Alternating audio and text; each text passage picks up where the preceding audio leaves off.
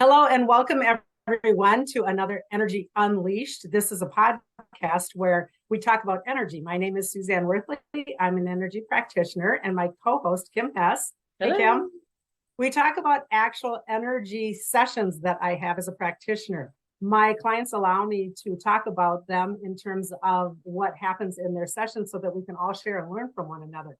Now, I do this anonymously, obviously, but every person that I work with has something that is common for everybody to learn from. So I'm going to go into the session a little bit, and then we're going to bring Kim in a moment or two to kind of unleash it and put another perspective on things. But one of the things I'm seeing a lot lately is people are challenged with the death process. Now, this is not a really fun subject for many, but as a practitioner, this is a very important subject matter. Now, me personally, I am a daughter of a mortician, so death and dying is a very common thing for me ever since I was a kid. So as a practitioner, I moved into hospice work, death and dying work. And I work with the client or the patient, if you want to use that wording, at the end of life. So I have been a hospice volunteer for many, many, many years, which brought me to a place of almost interviewing these clients when they were in a non-responsive state through my telepathic skills as a psychic medium. And I started to actually chart the process of death. That led me to putting these materials together for the hospice group to train other volunteers. And then that PowerPoint became more and more hands-on materials. It became handouts. It became an ebook. And eventually I was asked to publish the book. So I have a book that I published with Thin Horn and Inner Traditions called The Energy Healer's Book of Dying. And this was kicked off in 2020, which was a little tough because that was the year of COVID. And it is actually an incredible handbook for anyone that is going through the death process, because what it does is it breaks down how the body actually moves through the stages of death, energetically speaking. And I believe this is such an awesome tool for anybody that is going through any form of sickness or even struggles with themselves, much less sitting vigil or being a caretaker or a family member or friend of someone who is actually in the death experience. We're going to bring Kim in a second because she actually utilized this book in a family scenario where she did sit through a vigil situation with a family member. But I would like to tell you, a lot of my clients are really struggling. You know, COVID did everybody in a number of ways, and it made the death process really, really scary because day after day, we were watching numbers and numbers and numbers on the TV of deaths. We were watching horrific film coverage. We were threatened, you know, with you can't touch this, you can't touch that because you're going to die. I mean, it really put a head spin on so many people. So I am in office now working with many, many people that are huge, huge stress, post trauma, overwhelmed, terrified of losing people, and on it goes. And this has been rampant for the last couple of years. We've already had a tough, process of dealing with death as Americans, but this has escalated over the last couple of years. And I am finding people coming in worrying about their children. I am finding children worrying about their parents. There isn't an age to this. And so I would just like to sort of open up this conversation and have this death culture looked at a little bit more differently.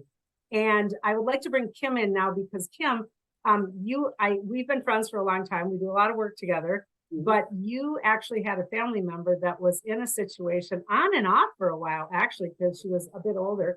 And you can give kind of like a summary of her maybe journey. But I actually worked with you in terms of remote assistance on this particular gal. And then during the actual death process, you literally did use the steps in my book. So why don't you give the listeners a little bit of information on that family member and kind of capsulize what was going on, and then we'll kind of break it open from there. Okay. Yes. I was very just privileged to have time with my aunt who had a stroke.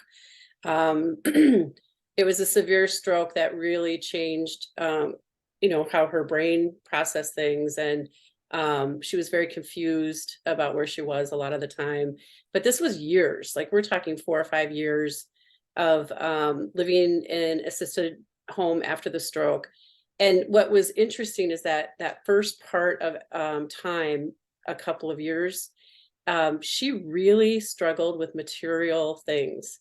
Where's my car? Where's my wedding ring? Where's my clothes? Who has my dresser? I don't Right. understand where everything is. And it took her a long time to process and get to a point where those material things didn't matter.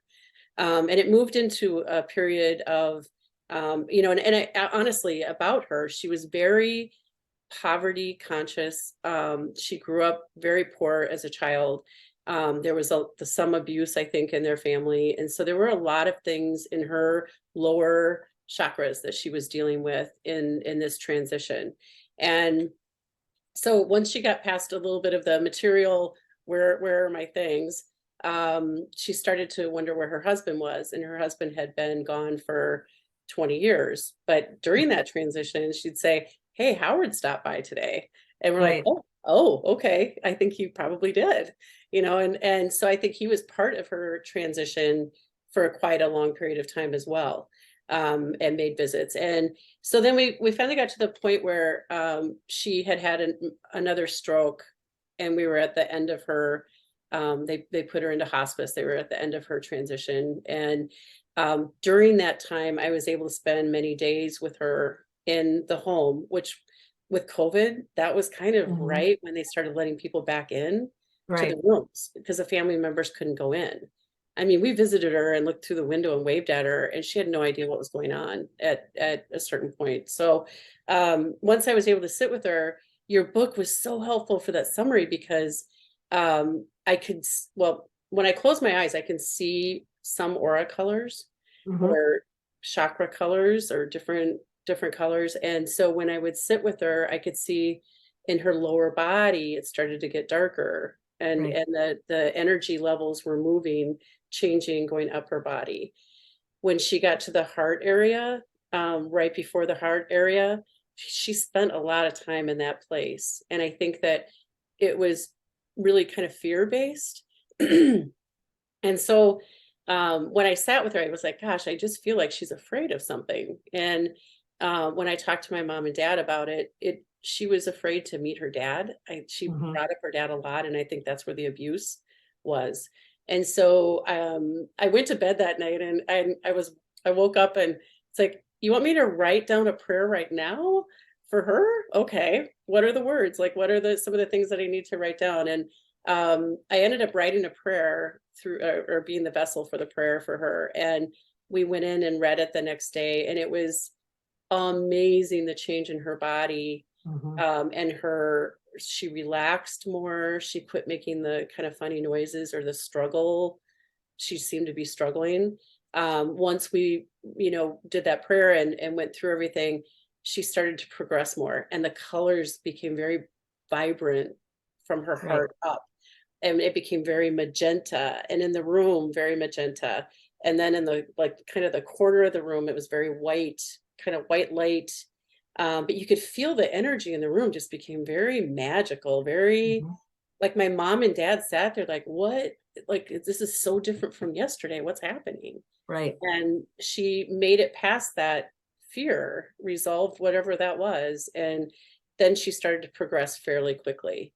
um and then I know I had to leave to go home because it was quite a while that she was going through this process. And by the time I got home from Nebraska, she died like a half hour later. Like,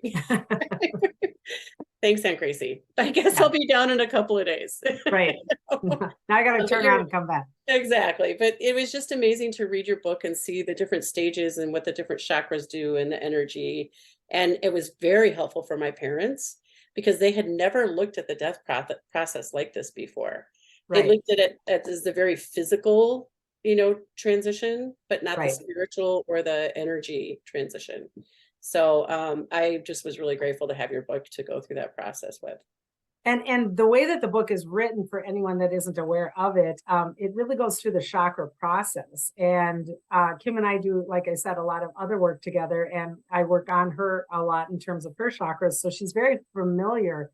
The chakras are energy centers, and they all carry different gasoline or fuel for our vehicle or our body, if you want to look at those metaphors. And these fuel centers are this gasoline. during the death process slows down and then eventually stops coming in to fuel the body. And this is how the body shuts down and dies. Now, if we understand this process and we understand the actual chakras and the consciousness behind them, as Kim said, we can kind of assist that person that's dying and or assist ourselves in our own death process by making peace with anything that is stuck and or unresolved in these energy centers. Now, you said that your aunt at one point in time was a little bit afraid to see her dead dad because he was the one that possibly was abusive to her. These are relationship chakras. So again, in the lower part of the body, when Kim was seeing density or darkness in those chakras or heaviness, this is fear. This is trapped energy. Now, this trapped energy is in our body the entire time. Her Aunt Gracie had this in her body all the time. And until we release that fear, it will dis-ease the body. And eventually it can cause disease or any kind of uncomfortable, back pain, tummy pain, whatever, because it's stuck energy. So one of the reasons I wrote this book, beyond being with your loved one when they're dying and understanding the process, is to help us to understand that we're doing this work anyway as we're living. Mm-hmm. We are able to already clear these chakras when we are alive, which then makes that death process easier when it is in transition. This is a tool for anybody that is alive and walking around, because this stuck energy is already dis-easing your body and can turn into a disease in the body. So it's a health and wellness kind of aspect to look at as we're walking around each and every day, right? I mean, that's what we want to look at.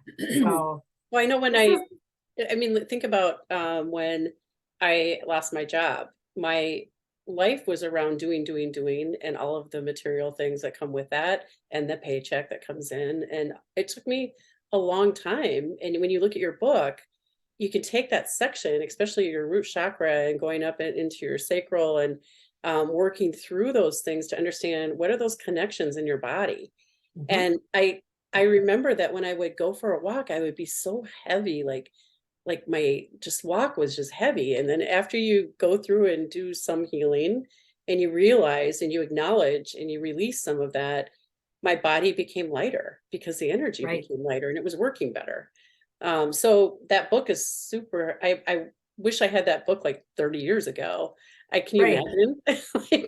because we don't teach people how to die. No. We don't teach people that we're dying while we're living and we're living as we are dying, etc. It's a crossover. And so hopefully we're getting this information out by having more conversations on death. Everyone is so scared to die.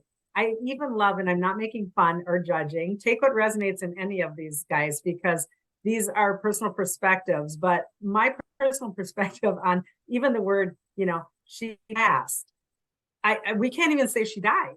I mean, it's interesting to me because, again, being a mortician's kid, we said he died, she died all the time because they technically died. And we say he or she passed. And it's like, passed where? I mean, passed over, crossed over. We should maybe look at the word transmuted or transitioned even, because that's technically what's happening. This field of energy is not even necessarily dying. It's transmuting, it's changing, it's going back to source energy. It's moving from a meat and bone vehicle kind of a reality creational experience back to source energy where we started from in the first place. So it is indeed a transmutation or a transition. So it's difficult to see people, in my eyes, struggle with this stuff so much because we're all going to die. That's a given. I mean, that's not a big surprise, right? No. When and how and when is what freaks people out. And as I said, in the last months, I have had the amount of clients that has gone through the roof in the last 2 years since COVID on visceral fear of losing somebody and terror that they might die and leave their kid, or their kid might die and leave them, or their partner may, or because, again, during this time period, we were so programmed that everyone was going to die that it put in such trauma into the situation. And hopefully now that we are talking about this more and realizing death is a normal process, we can de-escalate some of that fear in conversations like this, because everyone gets to die. This is what I say in the book, and it's very important for us to think about this. It isn't that even that everyone's going to die. It's that everyone gets to die. And that's a hard comment for someone to look at if they haven't even thought about this or expanded their brain, because it feels like it's something that happened to me. And when we understand from the soul's perspective, I chose from a higher perspective of my God source to go back to that space and place. And it's part of my journey. And when we can get to that place of honor, this is what changes the perspective and the fear base. And so I think you saw that so great with your aunt, because it changed her frequency. When you give her prayer, prayer is an opportunity to support your decision. Yeah. Right. And it just was amazing how like the transition or the change in her around those words. Right. And it was really, really great for my mom and dad and I, because right. it gave her permission also, like, not that she needed it, but it was like a communication, even though she couldn't talk to us, that we love you and it's okay. You know? And you did actually give her permission, whether you know it or not, subconsciously, telepathically, heartfelt wise, energetically. It is important for us to give permission to someone to die, because this does give them the energetic release that gets out of all of those belief systems of I have to stick around. Right. I mean, think of the programming that we have as human beings. I can't leave. I'm going to miss somebody. I'm going to miss somebody's graduation or their wedding. I want to be involved. I want to see my grandkids grow up. All of these silly thought patterns that we have are very 3D oriented. And when we understand, of course, I'm still going to see my kid graduate or get married. I'm just not going to do it in a meat and bone vehicle, right? But I am going to see it. We can start to open our processes up on how we move through our lives with fear or with love in terms of supporting someone's choice to go on.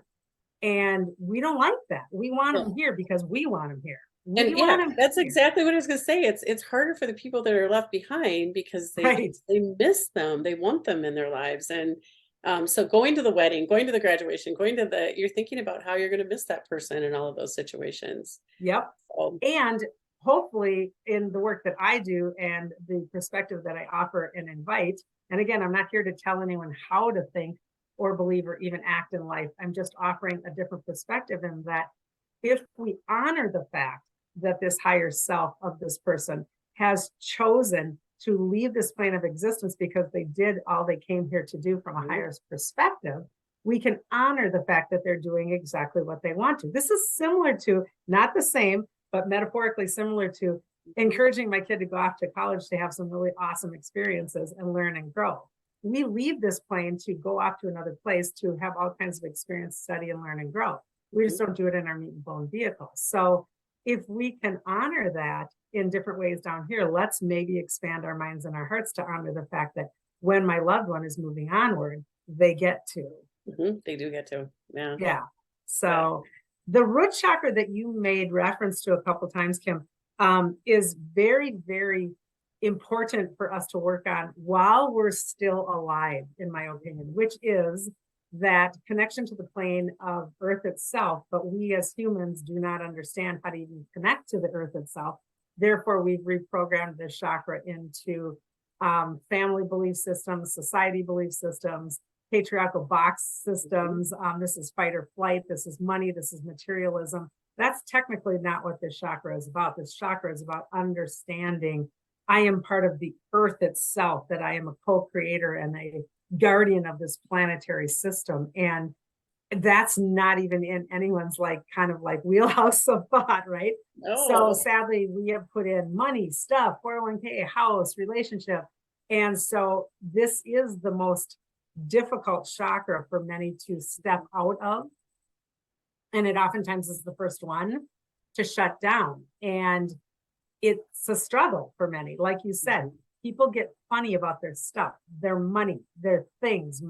These are mine. It gets, and this moves up into the sacral and into the solar plexus as well, where our will center comes into play. And we get angry about our things and our people and our possessions.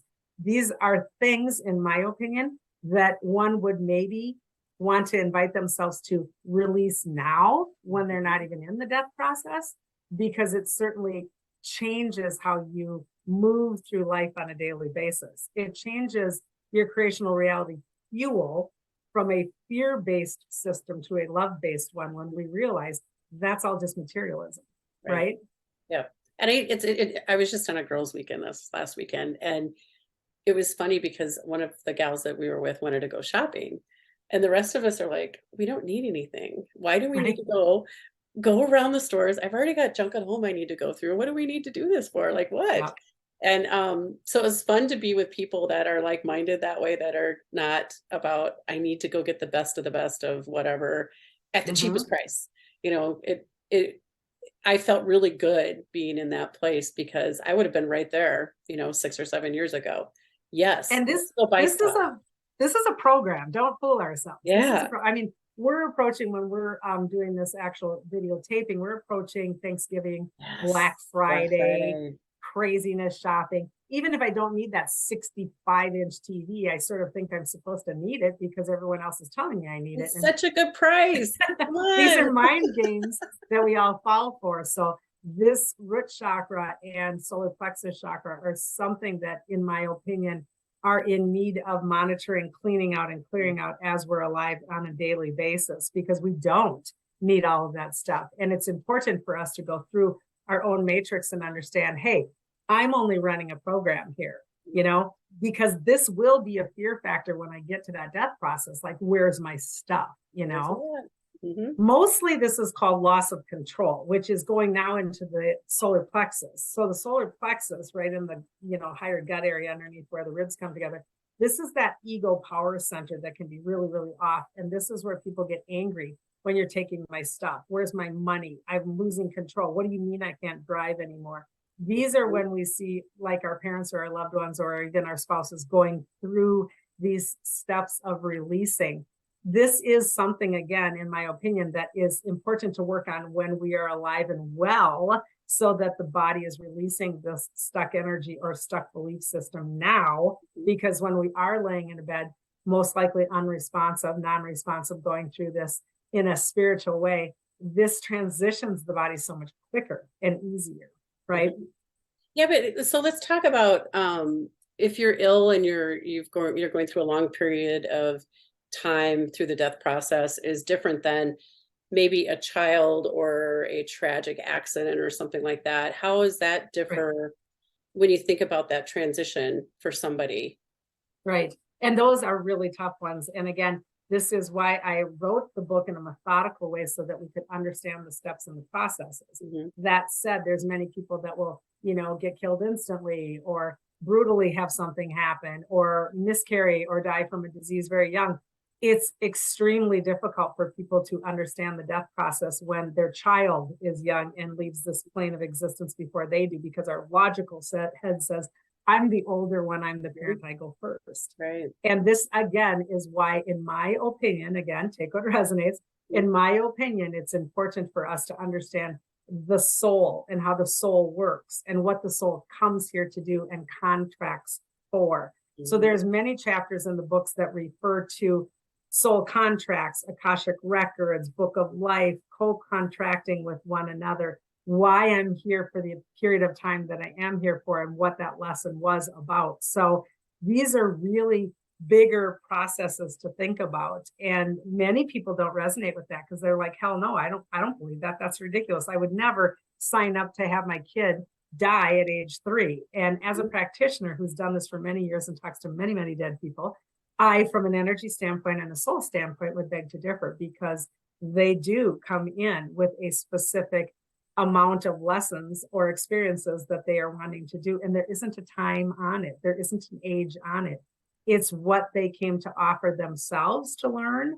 And when we co-contract with someone else, that parent or whoever it's affecting is also participatory in those lessons from their own soul's standpoint. And so this kind of a paradigm shift in how we honor the death process can really help heal the heart, and know that there isn't a guy on a cloud that took my kid away and now I'm angry.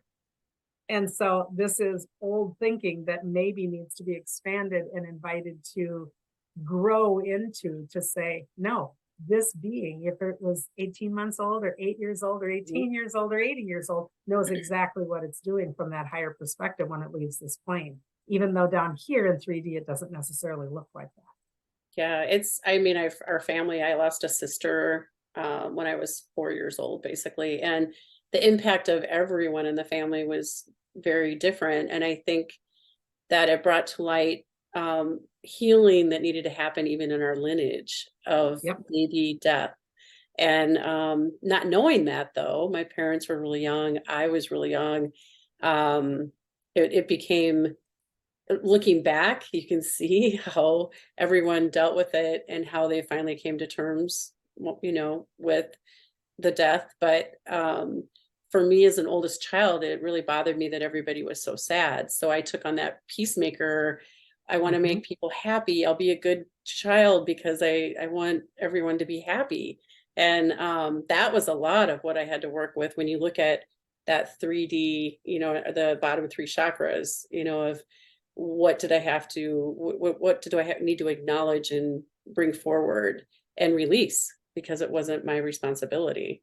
And those twisted belief systems create a narrative that then you feed your entire adult life, and it pushes and pushes and pushes an agenda for you that if you understood from the get-go that this was part of the contract for that soul, you could have released all of that and not had this extra stress and burden. Right. I have had numerous clients come into my office that are angry because they've lost someone. And this is a very natural response for the human if they aren't educated in the death process. And I'm not judging anything about that, because that is one of the actual phases of grief, right? Anger. But when we can look at this process with a bigger perspective and invite the concept in of higher self, soul contracts, Akashic records, book of life, and if all of these words are new to you, go ahead and maybe just study, or even go to my website. There's tons. It's important for us to possibly look at that information. That's why I stuck it in this book, because it is directly relative to the process of death. And when we can open our heart to that, there's more going on here. I don't have to be as angry possibly, because that anger is going to fester inside of my own system, my own chakras, my own body. And it's going to put a different perspective on the entire reality that I'm living for my entire life, unless I choose to change that. And indeed, we can. I've seen it happen multiple times in my office when we talk about the perspective of a contract and what do you get to learn from this as well. And their eyes just kind of go ding, and the head, the light goes on, and they're like, well, wait a minute, I never thought of that. Again, I'm not here to be someone's truth. I'm just here to offer and invite. Grow your mind on these things. Grow your mind through anger and abandonment, because it's not what it is. Don't make it about you. Honor the concept that that higher self of that person knows exactly what they're doing. Right. And that's hard, right? It's really difficult, especially coming to terms with the fact that there's a contract, that we all come in with. That took me a long time to get my head around, especially the beliefs that I had around how life really works through my religion. So that was really hard to balance out and understand and make it mine, of I own this. This is what I came in to do, or this is how it was meant to work. So, and dogmatic, religions, Christianity, Catholicism, all of those things. I'm not knocking any of it. What anybody wants to believe in, great.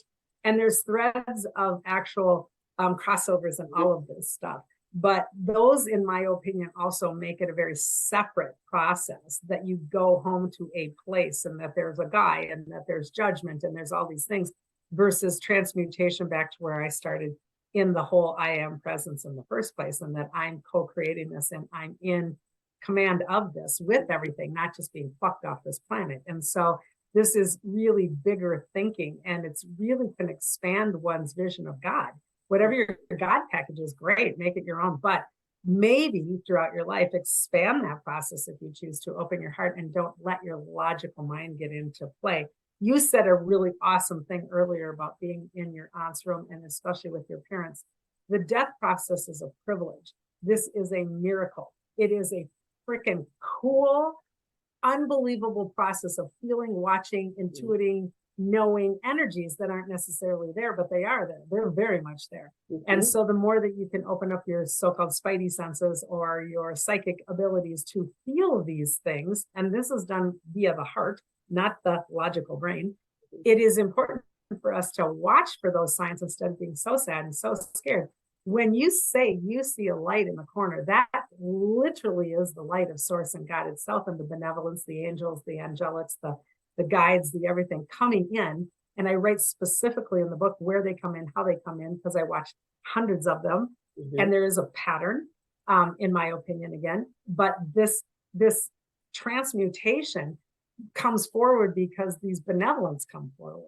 Right. There's a merging, and it's fascinating, and it's fabulous, and it's amazing, and it's an honor. But no, we're so sad and pissed off and angry that we miss the beauty. And so this is another reason why I put it into something that you can hold on to. The book has very much, very full chapters, but then at the end it has like summarizations where you can actually watch the body and know what it's doing. So it takes the fear away. And one of those does highlight the entrance of the benevolence in the corner, and how the energy in the room changes, and how the thickness turns into lightness in the room, et cetera, et cetera. So these are tangible things that anybody, psychic or not, anybody can actually experience if they choose to, with an open heart and mind. Oh, right? Yeah. It was amazing experience. And yeah, while we miss her, I'm just so happy for her. she's doing great. Yeah, she was a delight, because I got to talk a lot with her during the process and then after death, and she is really quite a hoot, actually, and she likes to come back, and we've witnessed this together, where she comes back and she activates things that will go off, or electric, or moving things or whatever. So it's always a joy to see that somebody can come back from across the veil to make their presence known, right? Especially when they got a little bit of a smart ass in them. She has a lot of that. Which is really fun. I want to round down with one more thing that I find a lot in my office, which is, and you kind of alluded to it, but you already knew the concept, so it didn't bother you. The concept of not being there. I have many clients come in so heartbroken, even for years, much less months or weeks. I wasn't there. I didn't get there. I tried really hard to get there. I couldn't make it home. All these things about you getting there in time. This is one of the biggest things that people hold guilt around. Oh my God, I just went to the bathroom and then he or she actually died. This is because the person in the process is in charge. This is because that person who is laying in that bed, or across the states, or around the world, whatever, they are in charge of this process. And so you being there and not being there, it doesn't really, I don't want to say it doesn't matter, because it matters for you. You think it matters for them. You think you want to be there to support them, and I want to be there, and I want to hold their hand, and I want to make it better. I'm here to tell you there's enough help in that room that if you are there or not there is really more about you. And so when we have this guilt of I didn't get there, it's really a guilt that you're holding on yourself, because you're taking this perspective that I should have been there to help. I could have done something for him or her.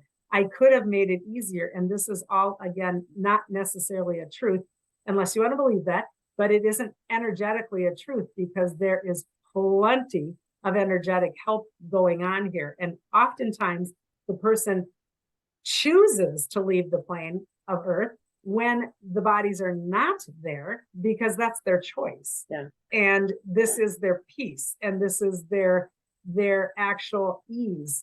And lots of times when we're in the room and and all doing the vigil and all doing our stuff, it's actually more agitating. And I'm feeling like I need to energetically stay in participation. Whereas when they finally leave, I can finally just let go. So whether or not that resonates, great. But if you're trying so hard to get there and don't get there, please know that you're still there. I write in the book again about how I interviewed people in the death process telepathically about how they can fly out of their body and go see loved ones. This is why we have what we call flybys. This is why you knew your neighbor the other day was already gone when everybody else didn't know. We have this feeling because the spirit is what comes to us, not the meat and bone body. The spirit comes through. Oh my God, I had this feeling that Grandpa died at 10 o'clock. And sure enough, he died at 10 o'clock. And it was halfway around the country. That's because of omnipresence. And so if we can honor that and understand that, we don't have to put so much pressure on ourselves to not even go to the bathroom or get some fresh air, right? Oh, So it's that's a a big deal. so many people have stories about as soon as we left the room to go to lunch, or we took a, bathroom break, and then they were gone.